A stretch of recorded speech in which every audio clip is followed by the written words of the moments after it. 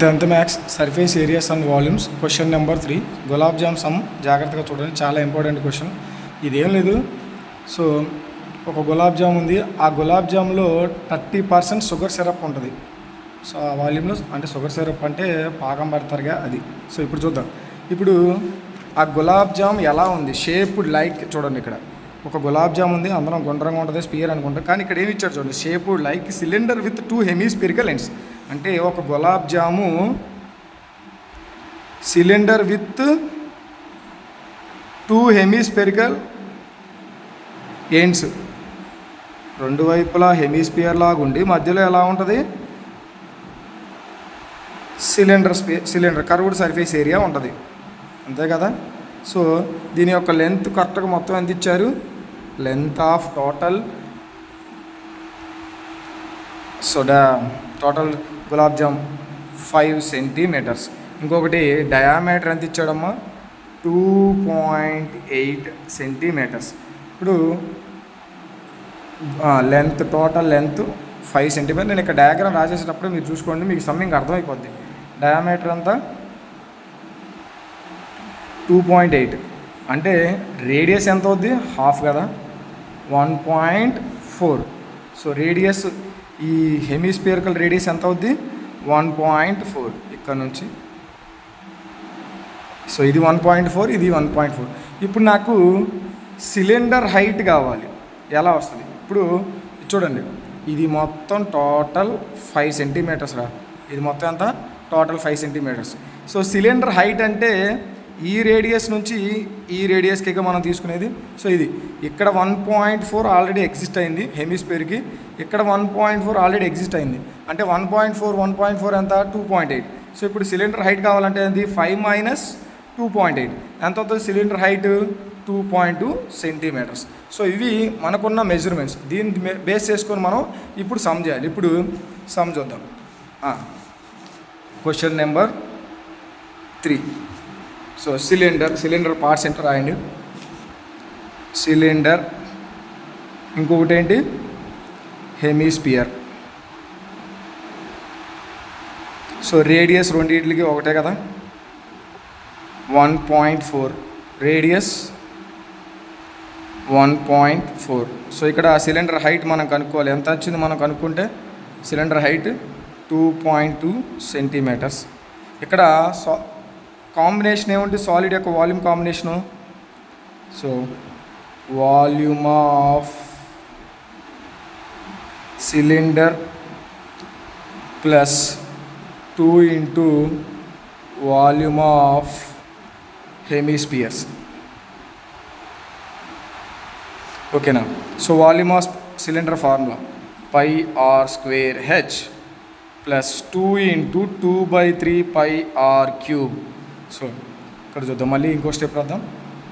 πr² plus 2 2s 4, 4/3 πr³. So ఇక్కడ మనం ఏం కామన్ తీసుకోవచ్చు, πr² కామన్ తీయచ్చు కదా.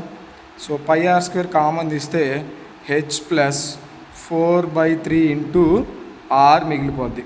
సో ఇప్పుడు మనం ఇక మనకున్న వాల్యూస్ మనం సబ్స్టిట్యూట్ చేసేసుకుందాం. సో ఇక్కడ పై వాల్యూ 22/7. సో r² అంటే r వాల్యూ ఎంత వచ్చింది, ఇక్కడ r ఈజ్ ఈక్వల్ టు 1.4. అంటే rని మనం ఎలా రాసుకోవచ్చు, డెసిమల్ని ఫ్రాక్షన్లో మార్చుకోవచ్చుగా, 14/10 ఇంటూ 14/10. ఇక్కడ h ఎంతమ్మా, 2.2. 2.2ని మనం రాసుకోవచ్చు 22/10గా రాసుకోవచ్చుగా, ప్లస్ 4/3 ఇంటూ రేడియస్ 14/10. సో దీన్ని ఏమీ మార్చొద్దు, మీరు ఇలాగే యాస్టీజ్గా రాయండి. చెప్తున్నా 22 మీరు క్యాన్సిలేషన్ కూడా ఏమీ చేయొద్దు. చూద్దాం, 22/7 ఇంటూ 14/10 ఇంటూ 14/10. సో ఇక్కడ ఏమొస్తుంది, 22/10 ప్లస్ 14 4s 28 56 3 10s 30. సో ఇక్కడ ఎల్సిఎమ్ 10కి 30కి ఎల్సిఎం ఎంత వచ్చింది, 30 వస్తుంది. సో మీరు దీన్ని ఏం మార్చొద్దు, సేమ్ స్టెప్ యాస్టీజ్గా రాయండి. 22/7 ఇంటూ 14/10 ఇంటూ 14/10. సో ఇక్కడ మనకి ఎల్సిఎం 30 కాబట్టి ఇది 3 టైమ్స్ మల్టిపుల్ చేయాలి. 22 ఇంటూ 3 66 ప్లస్ 56. సో యాస్టీజ్గా రాసేయండి. 22/7 into 14/10 into 14/10. That is equal to 66 plus 56. So ఎంత వస్తుంది 122/30 వస్తుంది. సో ఇక్కడ దాకా వచ్చింది. ఇక్కడ అడిగిన క్వశ్చన్ ఏంటంటే ఒకసారి మళ్ళీ చూడండి, ఓకేనా? ఇక్కడ మళ్ళీ చూడండి.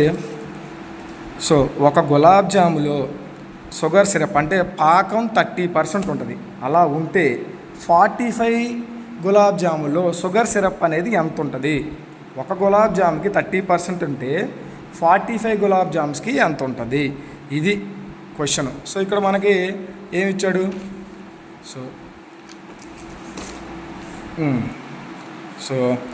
సిరప్, షుగర్ సిరప్ ఇచ్చిన క్వశ్చన్ రాద్దాం. Sugar syrup. సో క్వశ్చన్లో ఏమి ఇచ్చారో చూసుకోండి. 30% of it's volume, 30% of volume of 45 gulab jams. ఇంతేనా? సో 30% అంటే మనం ఎలా రాసుకోవచ్చు? 30/100.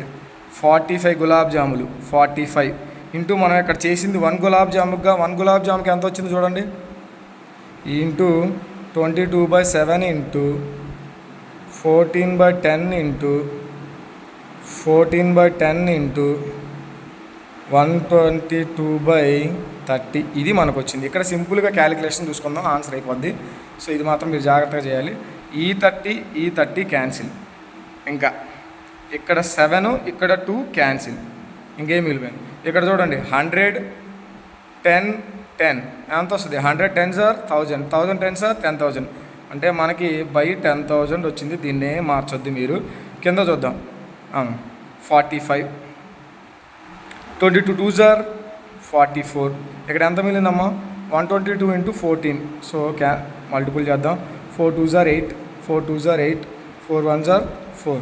అలాగే 2 2 1 8 0. So into 1708/10,000. సో నెక్స్ట్ ఇంకేం వస్తుంది చూద్దాం. 45 into 44. So 45 into 44. 4 5s are 20, 4 4s are 16, 16 plus 2 18, 4 5s are so 180 0 8 9. So ఇక్కడ 1980 ఇంటూ 1708/10,000. సో మళ్ళీ మనం ఇది మల్టిపుల్ చేసుకుందాం. సో ఈ క్వశ్చన్ కొంచెం పెద్దదే ఉంటుంది. మన క్యాలిక్యులేషన్ అర్థమైతే ఈజీగా అవుద్ది. నేను చెప్పిన విధంగా మీరు ప్రాక్టీస్ చేయండి. మీ ఇష్టం వచ్చినట్టు చేస్తే మాత్రం ఆన్సర్ కొంచెం టఫ్గా వస్తుంది. జాగ్రత్తగా చేసుకోండి. 19 ఇంటూ 1708. సో మల్టిప్లికేషన్ చేద్దాం. 8 zeros are 0, 8 8s are 64. So 8 9s are 72 plus 6 78. 8 1s are 8, 8 plus 7 15. So ఇంకా చేయాలి. సో జీరోతో మల్టిపుల్ చేసిన ఏ ఆన్సర్ జీరోనే కదా. 0 0 0.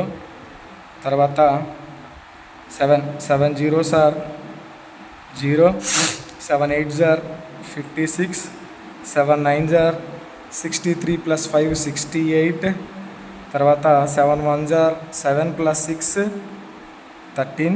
అలాగే 1980 చూద్దాం ఆన్సర్ ఎంత వస్తుందో. 0 4 8 11, 8 8s are 16, 16 plus 2 8 18. తర్వాత 9 plus 3 12, 12 plus 1 తర్వాత 12 plus 1 13. సో 3 ఆన్సర్ మనకి ఇది వచ్చింది. సో 338.40/338. చూడండి ఒకసారి మళ్ళీ. 048 338.1400/10,000. సో ఇక్కడ 4 నెంబర్స్ తర్వాత పెట్టాలి కాబట్టి 338.1400 సెంటీమీటర్స్ క్యూబ్. సో ఇది ఫైనల్ ఆన్సర్. ఇక్కడ క్వశ్చన్ చూసుకోండి జాగ్రత్తగా. ఇక్కడ క్వశ్చన్ అర్థమవుతుందా? ఇక్కడ ఏమీ లేదు. ఒక గులాబ్ జామ్ అనేది సిలిండర్ ప్లస్ హెమీస్పియర్ షేప్లో ఉంది. ఆ gulab jam total distance 5 centimetres. అందులో హెమీస్పియర్ యొక్క లెంత్ ఏమో 1.4 అంటే హైట్ ఏమో 1.4. సో హైట్ మనం కనుక్కుంటాం. సిలిండర్ హైట్ ఎంత వచ్చింది 2.2. అయితే ఇప్పుడు ఏమి ఇచ్చారంటే ఒక గులాబ్ జామ్కి 30% పాకం పట్టింది. అంటే షుగర్ సిరప్ పట్టింది. గులాబ్ జామ్ షుగర్ పాకం అంటారు కదా, పాకాలు పట్టాలి. సో అది 30% పట్టింది. ఒక గులాబ్ జామ్కి 30% అయితే పడితే ఎంత అవుద్ది? అలాగే 45 గులాబ్ జామ్కి పెడితే ఎంత అవుతుంది? ఇది క్వశ్చన్. సో ఓకేనా? క్వశ్చన్ అర్థం చేసుకోండి, ఈజీగా వస్తుంది.